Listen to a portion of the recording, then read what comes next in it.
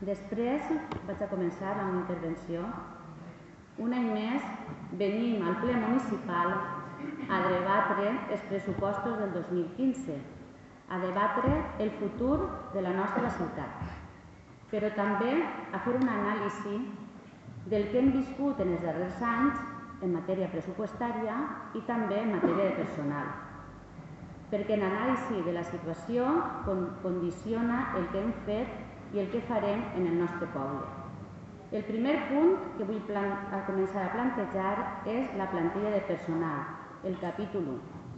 I començaré per dir que des de Compromís estem decepcionats, tal com expressàvem en la comissió d'Hisenda, perquè hem tingut una inspecció de treball de la Seguretat Social.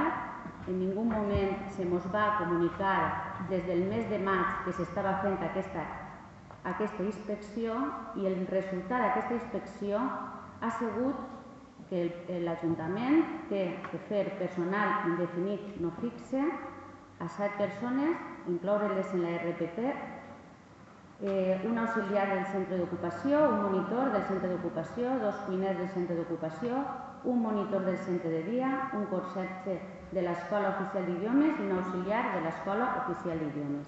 Tota aquesta gent estava en frau de llei amb l'administració per irregularitats substancials en els contractes temporals.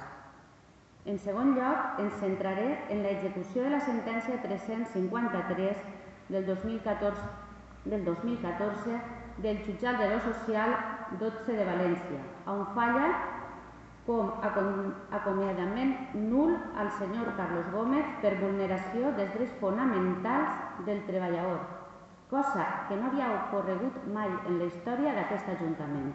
Aquesta sentència també ens obliga a readmetre com a indefinit no fix, com a responsable de protocol, comunicació i premsa i dotar la consignació pressupostària suficient i apropiada.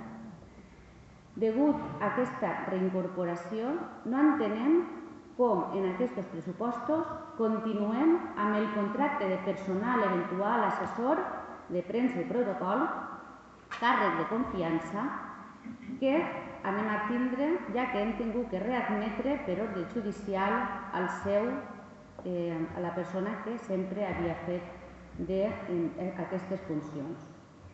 L'informe d'alcaldia, en la seva pàgina 236, diu: Esta alcaldía ha realizado un estudio de las necesidades de personal para el próximo ejercicio. I jo em pregunto, a quina conclusió heu arribat? Perquè des de Compromís l'anàlisi està clar, està claríssim. Sobra protocol i falta personal en benestar. Falta personal en benestar. Falta un tècnic en dependència. Penseu fer alguna cosa al respecte? Perquè en aquest pressupost no veiem reflectit aquesta necessitat.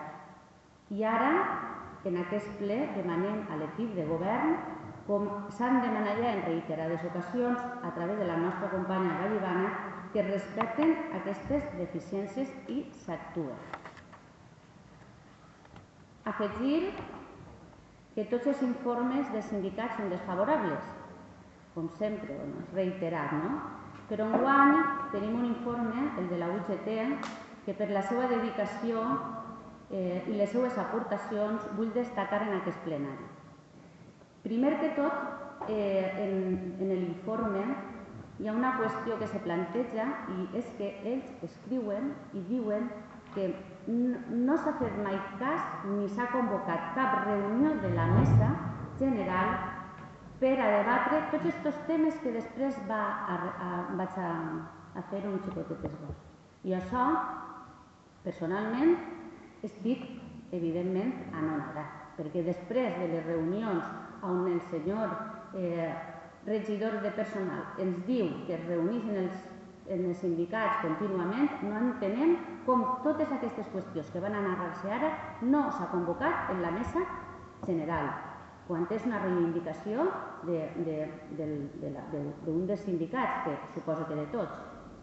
Primer, proposen fer polítiques que asseguren la igualtat d'oportunitats millorant els processos de selecció. Es pregunten per el personal laboral indefinit no fixe Qui són els responsables d'aquesta situació? Se fan la pregunta. I jo, en aquest plenari, vull incidir de que van a prendre responsabilitats al respecte de tot això que ha estat passant? Van a prendre alguna responsabilitat? Que tenen opacitat, diu la gent de la UGT, que l'equip de govern no ajuda a resoldre els problemes. Diu, ¿cuándo se iniciarán los procedimientos para la cobertura con carácter definido de estos empleos? La oferta de empleo pública debe desarrollarse de manera improrrogable antes de 3 años. També dona datos importants. Un 20% de la plantilla la tenim en vacants. No hi ha carrera professional ni horitzontal ni per promoció interna. Tampoc tenim un reglament que regule la reassignació de la policia, la segona ocupació. Tenim les bolses d'empleo caducades. Tenim problemes en les bolses d'auxiliar de biblioteca. I Compromís demanem ara que s'incloguen totes aquestes qüestions en la mesa general, com estan exigint-nos la gent de sindicats. I ara anem a centrar-nos un poc en l'informe de l'alcaldia. M'ha fet gràcia, com tots els anys, que és reiterat, que diu que las deudas que la Generalitat Valenciana tiene contraídas en nuestra ciudad son fruto de la mala financiación de la misma. I jo torno una altra a dir. Digueu tota la veritat, no digueu la veritat a mitges. Evidentment que estem mal financiats, ningú diu que no. Ningú diu que no estem mal financiats, però digueu la veritat.